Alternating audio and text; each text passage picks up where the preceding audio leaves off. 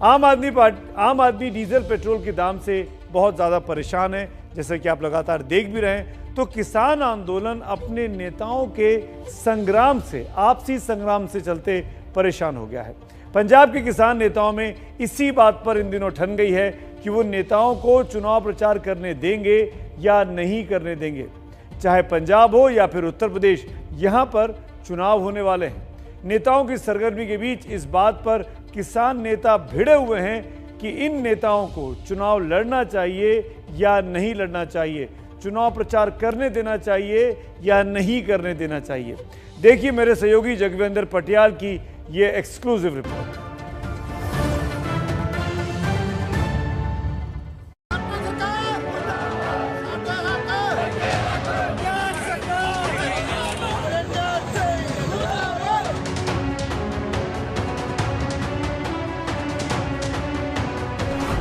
पंजाब के तरनतारन में किसान नेता चढ़ूनी की इस रैली ने किसान मोर्चा के हुक्म की हवा निकाल दी। 10.5 महीने पहले जब किसान आंदोलन शुरू हुआ तो शायद किसानों को भी अंदाजा नहीं रहा होगा कि यह आंदोलन इतना लंबा चलेगा।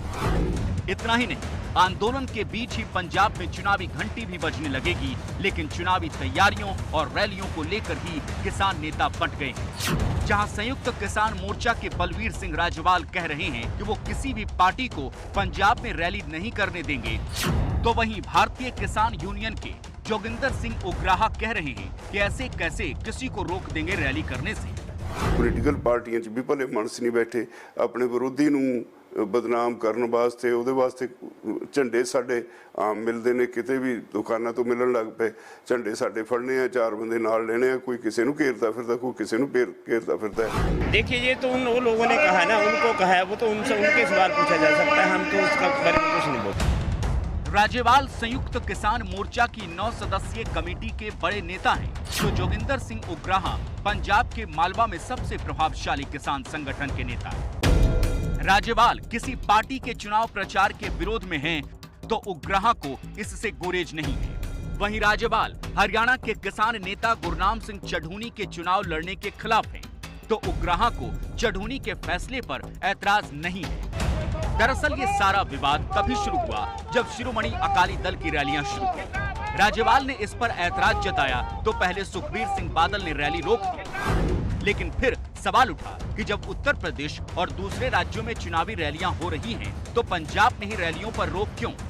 अकाली दल का आरोप है कि कांग्रेस और आप की रैलियां तो हो रही हैं, सारा विरोध उनसे ही है। चंडूनी साहब कहते इलैक्शन लड़नी है, ठीक है जी, फिर तो की मंशा ਉਹ ਤੋਂ ਹੀ ਸਪਸ਼ਟ ਹੈ ਜੀ। ਅੱਜ ਉਹ ਪ੍ਰੋਗਰਾਮ ਕਰ ਰਹੇ ਆ, ਬਾਕੀਆਂ ਨੂੰ ਰੋਕਤਾ ਹੈ। ਆਲਰੇਡੀ ਅਸੀਂ ਤਾਂ ਇਹ ਵੀ ਮਹਿਸੂਸ ਕਰਦੇ, ਕਾਂਗਰਸ ने भी प्रोग्राम करते हैं। पंजाब में करीब 11 लाख किसान परिवार हैं और हर चुनाव में उनके वोट ही किसी राजनीतिक दल के लिए चंडीगढ़ का रास्ता आसान बनाते हैं। इस बार चूंकि तीनों कृषि कानूनों को लेकर किसान लगातार सड़कों पर है, इसलिए हर पार्टी उनके साथ खड़ी नजर आना चाहती है।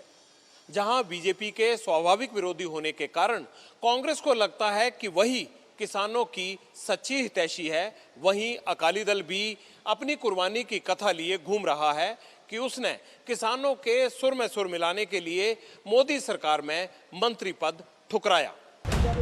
लेकिन सवाल चुनाव का है और सवाल किसानों के वोट का है, इसलिए कांग्रेस ने कृषि कानूनों के लिए बादल परिवार को ही कटघरे में खड़ा कर दिया। केंद्र के 3 काले कानून, इनकी नींव बादलों ने रखी। इनके ब्लूप्रिंट से सेध लेके, दिशा निर्देश लेके, किसानों के लिए आंदोलन उनके अधिकारों का हलफनामा है और नेताओं के लिए चुनाव उनकी संभावनाओं का इम्तिहान।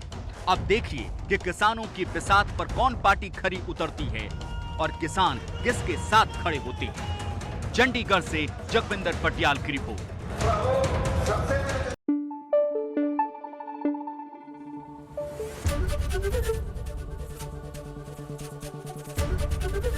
एबीपी न्यूज आपको रखे आगे।